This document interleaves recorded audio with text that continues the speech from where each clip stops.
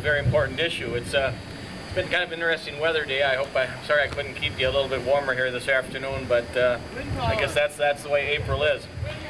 And I'm sorry, yeah, wind power. Boy, we could generate some energy today.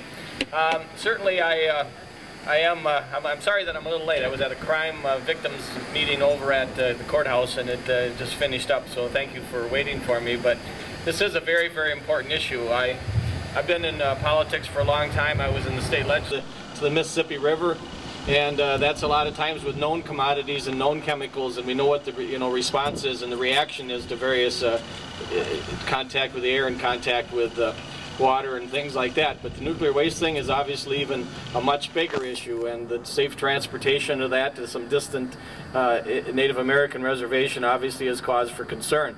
I don't really pretend to have the solution to these problems. It is a problem we have today. It's a problem we're going to have to deal with. It's a tremendously expensive problem in dollars and cents, but it's even more expensive in the case that there would be a terrible tragedy. So we're all very concerned about that. Certainly transportation of this waste through the city of La Crosse would be a major concern for us. And we would certainly want some assurances from the power companies that everything possible would be done to that it was safely transported, but then there is the storage of it. So this whole nuclear power issue is one that's caused us dilemmas for many decades now. And I join with you in trying to do everything we can to make sure that everything we do is done in a safe fashion, that we're conscious of the human problem, the conscious of the environmental disaster that's potentially lurking out there. And as the mayor, I will continue to work with you to make sure that whatever happens is done with all the public input we can possibly get, that everybody has all the information that they can possibly have, and none of this is snuck through any place, that we have proper notification, and that we're all hopefully in the same room together trying to work to solve these problems. But thank you very much for asking me to say a few words today.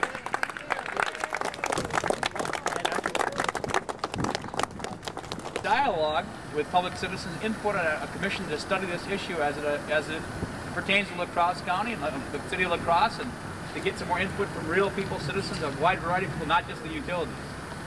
Well, absolutely.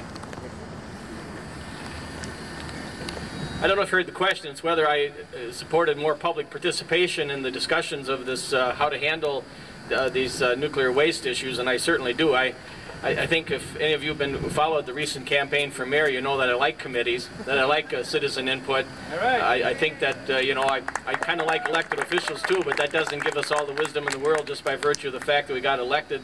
And certainly I have been in contact with Darrell and Power on this issue. I've gotten a couple communications with them since they knew about this rally here at City Hall. But, there's a lot of different people bring a lot of different focuses to the table, and certainly as much public citizen participation that we can get into this process, the better off we can be. So I certainly do support full airing, and everybody should be at the table. Shipping the cask around. I don't remember that Mayor Zilke showed up the last time, but I guess times have changed. No, we were down there when we were having simultaneously we were having the hearings for the to give a operating license to the nuclear plant, and they successfully operated all the way to the end and never did get an operating license for the plant. They operated for 17 years and never did get a license. But at least they had a learner's permit, and they were really trying hard to get to their license. But they never did get a license. And the other thing they were for licensing proceedings was to get permission to expand the pool, which of course is nuclear ease for meaning compacted in. So there it is. They could get another 8 years worth of spent fuel that we don't know what to do with. And then simultaneously all that comes in, and then 3 Mile Island happens at the same time, and then at the same time they want to ship 8 assemblies down to Morris, Illinois for temporary storage. Which he ended up shipping back. And then that shipping down to Morris, Illinois, that was another little political game. Is people with the reprocessing plant familiar with what reprocessing is? The technology that almost works to recycle the spent fuel. And they built a reprocessing plant in Morris, Illinois, and it never did operate, but they had a licensed pool. And so then, I can't get into this Excel, they're still Northern States Power to me, but they, so Northern States Power bought space in that pool. And then the plant never operated, but they still had a licensed pool. So then NSP comes along and says, that, well, we have a license and we're going to put our spent fuel in Illinois, regardless of whether you're ever going to reprocess or not. And so that's how we ended up with the shipments of the Northern States Power spent fuel to the city. And so our take on sheet here, so I don't forget to say too much. I wanted to thank everybody who helped out with the tape, because in a lot of places in the country, that's cutting-edge emergency response on a radiation accident. My sheriff's department back in Michigan, where I'm from, that is their strategy for dealing with an accident at the reactor. So it'd be the same for a transportation accident, is to rope off the area and hope for something. I don't know what. So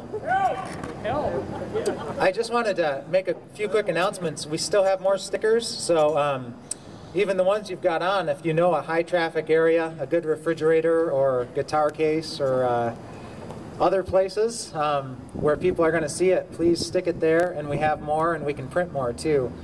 And it's up to us to warn people that they live on the transport routes for nuclear waste, because the federal agencies that are supposed to protect the public health are not doing it. They're kind of in cahoots with the nuclear industry to keep this as quiet as possible.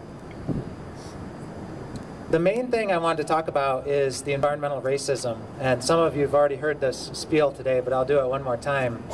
Xcel Energy has a long list of environmental racist abuses against Native Americans in particular.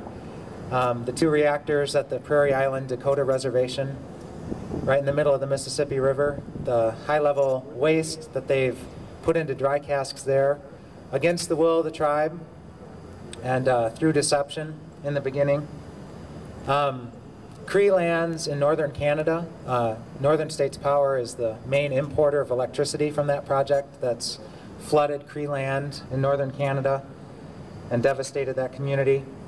They've led the way on these dumps targeted at Native American lands. Presently the Skull Valley Goshutes, and before that the Mescalero Apache in New Mexico. And they're pretty involved too on the national level in lobbying for the Yucca Mountain dump in Nevada on western Shoshone Indian land. So it's a real pattern that they've been involved in. And I wanted to talk a little bit about the situation at Skull Valley. We have some information sheets that Gail's holding on to right now that, if you haven't got one, there's one about environmental racism, tribal sovereignty, and nuclear waste. And that goes through the history of tribes being targeted with these high-level nuclear waste dumps. There's been about 25 tribes that have been targeted. Mescalero Apache went pretty far before it got stopped by the traditionals and other opponents inside the tribe. And that was 5 years ago that dump got stopped. And that's already flowing. And in addition to that, they're even being cut off from their other tribal income that they're guaranteed. So there's some real civil rights abuses happening on the reservation. But the real enemy is not the tribal chairman. The real enemy is Xcel Energy, Northern States Power, for tempting an impoverished community like the Skull Valley Goshutes with this big money. And you know, it's not really that big of a sum. Luckily, we've got the entire state of Utah and the entire state of Nevada standing tonight that they actually busted some fuel rods in the reactor, which led to the release of 1,000 curies per day for months, for 3 months, coming out the stack out there at the Genoa reactor, which may account for some of the health damage that